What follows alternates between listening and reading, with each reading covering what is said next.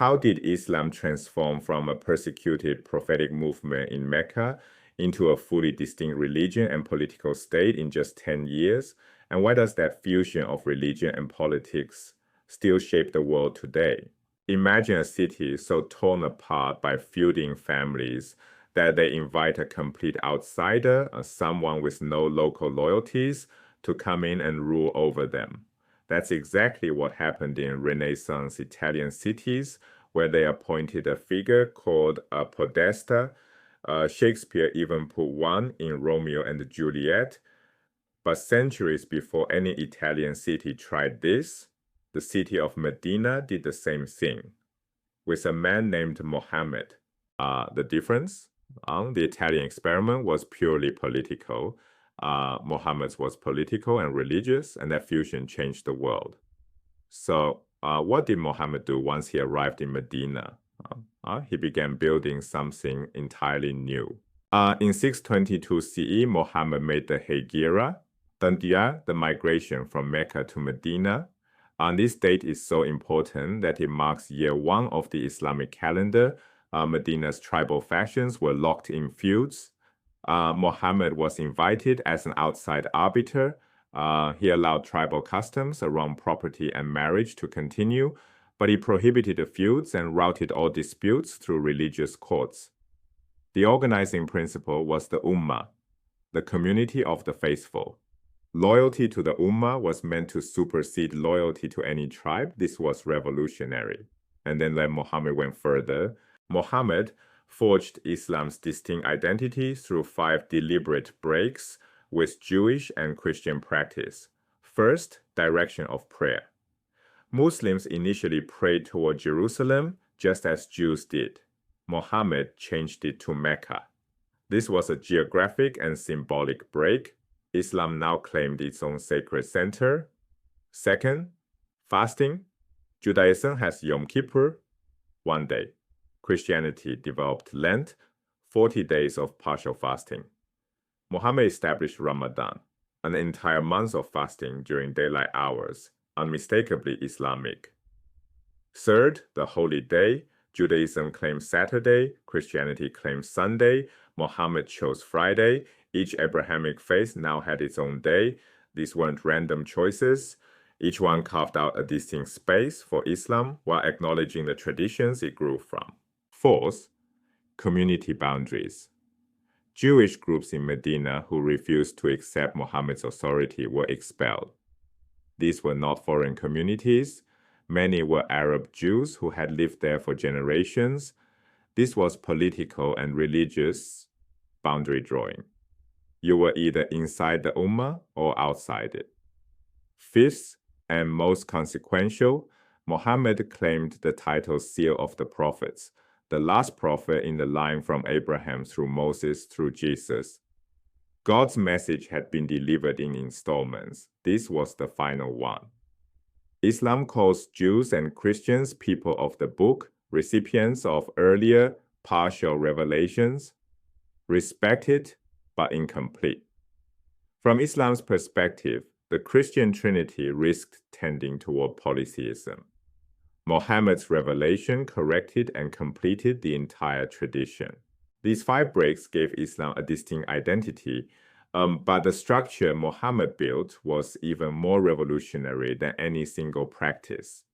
To understand why, compare Islam's founding with Christianity's. Christianity spent its first 300 years as an illegal religion inside the Roman Empire. It had no political power. Believers met in secret. They developed their own internal hierarchy, bishops, deacons, councils, completely separate from Roman political authority. By the time Constantine legalized Christianity in 313 CE, the conceptual separation of church and state was already baked in. There were bishops and there were emperors, 2 hierarchies, 2 sources of authority. Sometimes they cooperated, sometimes they clashed, but they were always distinct. Islam never had this phase. From the moment Muhammad arrived in Medina, he was the religious leader and the political leader.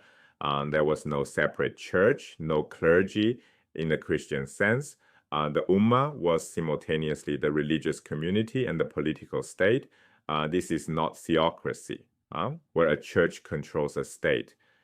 In Islam's founding model, there is no separate church to do the controlling. Political and the religious authority are indistinguishable. Western political vocabulary doesn't have a clean term for this. This wasn't just a theoretical model, it was tested on the battlefield. In 624, a military victory gave Mohammed the confidence to fully consolidate Medina. By 627, Medina had gained the upper hand over Mecca. In 630, Mecca fell. All surrounding tribes submitted to Mohammed as both their political and religious leader. Then, in 632, Mohammed died. This was the critical test. In the tribal world of 7th century Arabia, loyalty was personal. When a leader died, alliances dissolved. If Mohammed's movement was just a cult of personality, it should have collapsed. It didn't. Within years of his death, Arab armies conquered Byzantine Damascus, one of the great cities of the ancient world. The movement didn't just survive without its founder. It accelerated. Something genuinely new had been created. The Ummah was not held together by one man's charisma. It was a self-sustaining political religious entity, a new kind of civilization that could project power far beyond the Arabian Peninsula. Look at the geographic scope. Muhammad migrated from Mecca to Medina in 622. 8 years later, he conquered Mecca. Within a few more years, his successors had pushed north into the heart of the Byzantine Empire. The prayer direction tells the same story in miniature. Islam initially looked toward Jerusalem, then redirected toward Mecca, claiming its own center of gravity before expanding outward. So why does any of this matter 14 centuries later? When modern commentators talk about separation of church and state, as if it's a universal principle, they're describing something that emerged from Christianity's specific historical experience as an underground religion. Islam had a completely different origin story, one where religion and governance were fused from day one. Understanding this isn't about judging one model as better or worse. It's about recognizing that the political structures we take for granted are products of history, not inevitabilities. 3 takeaways. First, Islam's identity was deliberately constructed through concrete breaks with Jewish and Christian practice, prayer direction, fasting, holy day, community boundaries, and the seal of the prophets. Second, Muhammad fused political and religious authority from the start, creating the Ummah, a model with no conceptual separation between religion and state.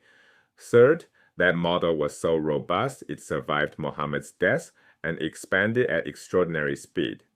Muhammad's death in 632 didn't end the story. It launched one of the most extraordinary expansions in human history. But who would lead the Ummah without the Prophet? That question would split Islam itself.